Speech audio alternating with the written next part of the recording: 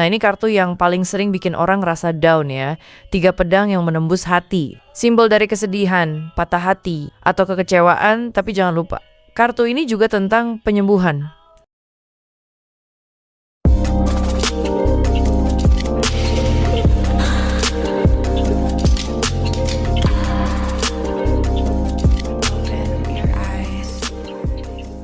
Halo Lunars, sesuai janjiku, hari ini kita lanjut bahas kartu Suit of Swords, bagian dari Minor Arcana.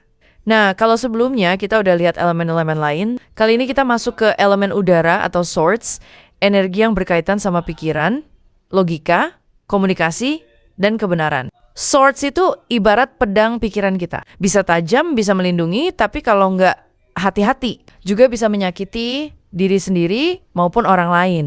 Jadi, suit ini tuh lebih menggambarkan mental clarity, konflik batin, keputusan, dan realita yang kadang pahit tapi jujur. Oke, kalau udah siap, kita mulai dari kartu pertama ya.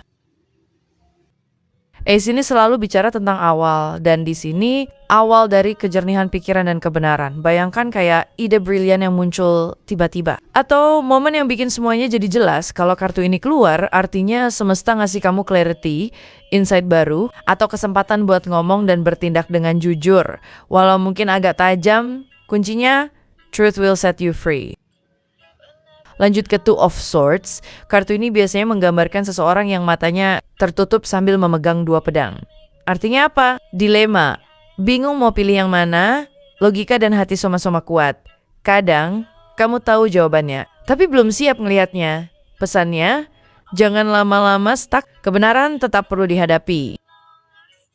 Kemudian ada Three of Swords. Nah, ini kartu yang paling sering bikin orang rasa down ya. 3 pedang yang menembus hati. Simbol dari kesedihan, patah hati, atau kekecewaan, tapi jangan lupa. Kartu ini juga tentang penyembuhan. Rasa sakit ini ngebuka jalan buat kejujuran dan pertumbuhan batin. Kadang, yang paling sakit justru yang paling menyadarkan. Bener nggak? Lanjut ke Four of Swords. Setelah badai, waktunya istirahat. Kartu ini bicara tentang recovery, healing, dan pause sebelum langkah berikutnya. Jadi kalau kamu dapat kartu ini, mungkin kamu cuma butuh waktu buat recharge, bukan menyerah. Kadang diam adalah cara semesta nyembuhin kamu perlahan, biar kamu siap bangkit lagi dengan hati yang lebih tenang. Lalu muncul Five of Swords, di sini mulai ada energi konflik, kamu menang. Tapi kok rasanya hampa? Five of Swords sering bicara tentang ego, argumen, atau menang dengan cara yang gak fair, pesannya. Nggak semua pertarungan harus kamu menangkan. Kadang, damai lebih berharga dari benar. Six of Swords muncul setelahnya. Ini kartu transisi. Kayak kamu lagi meninggalkan masa lalu yang berat, menyeberang ke tempat yang lebih tenang. Bisa juga simbol healing mental. Perjalanan menuju kestabilan, proses ini mungkin gak instan, tapi kamu menuju arah yang lebih baik. Kartu ini sering dibilang kartu tipu-tipu. Seseorang membawa pedang sembunyi-sembunyi. Bisa berarti strategi, rahasia, atau penghindaran. Tapi nggak selalu negatif. Kadang kamu memang perlu bergerak diam-diam, menyusun rencana tanpa semua orang tahu. Pesannya tetap jujur sama diri sendiri. Lalu ada Eight of Swords. Kartu ini menggambarkan seseorang yang terikat dan tertutup matanya. Artinya, terjebak dalam pikiran sendiri padahal tali itu longgar, artinya kamu bisa bebas kalau mau, pesannya. Batasan itu kadang cuma ilusi dari pikiranmu sendiri.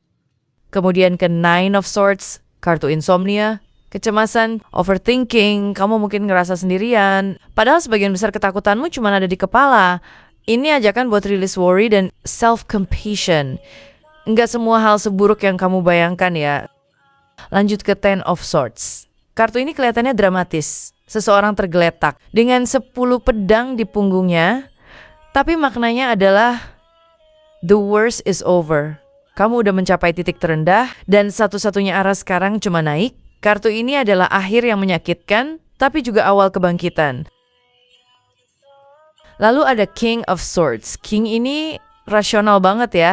Dia berpikir dengan kepala dingin, adil, dan tegas. Kalau dia muncul, ini saatnya kamu pakai logika, bukan emosi. Jujur, objektif, dan berpikir jernih. Itu kuncinya. Lanjut ke Queen of Swords. Queen ini independen dan jujur banget. Kadang kelihatan dingin, tapi dia cuma gak suka basa-basi. Dia udah pernah disakiti, tapi justru itu yang bikin dia bijak. Pesannya berani ngomong apa adanya, tapi tetap dengan empati. Lanjut ke Knight of Swords. Knight ini cepat banget, energinya ambisius, impulsif, penuh tekad. Dia tahu apa yang dia mau. Tapi kadang lupa mikir dulu pesannya, bergeraklah cepat. Tapi jangan sampai nyeruduk tanpa arah. Terakhir ada Page of Swords. Page itu energi muda, penuh rasa ingin tahu. Dia suka belajar hal baru, banyak nanya, banyak mikir kalau kartu ini muncul. Mungkin saatnya kamu mulai ngomong jujur, belajar hal baru, atau buka pikiran. Nah, itu tadi pembahasan lengkap tentang Suit of Swords. Intinya, semua kartu di suit ini ngajarin kita tentang kekuatan pikiran, kejujuran, dan bagaimana menghadapi realita. Komen di bawah. Kalau kamu mau, aku lanjutin ke Suit of Pentacle di video berikutnya ya.